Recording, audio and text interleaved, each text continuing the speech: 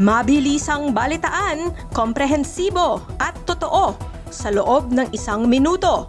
Simula na ang Diskurso Tidbits.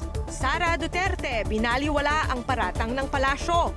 Ang failure is yung 10:30 pa lang ng umaga, amoy alak ka na. 3 senador at 1 lokal na politiko sa Bulacan sinisilip ngayon ng COMELEC kaugnay sa donasyon mula sa kontratista. Rated Corina at Corina Interviews umatake laban sa post ni Mayor Vico Soto. Boxing gloves na ginamit ni General Torre. Ibinenta nga ba kay Boss Toyo sa halagang 500,000 pesos? Alex Ayala handa na sa US Open debut sa New York. At wala hong buntis sa kanila.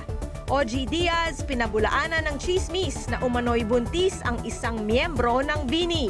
Balitang mabilis, komprehensibo at totoo. Yan ang Diskurso Tidbits. Basahin ang tungkol sa lahat ng yan at sa marami pang ibang nakatutuwa at makabuluhang balita sa diskurso.ph.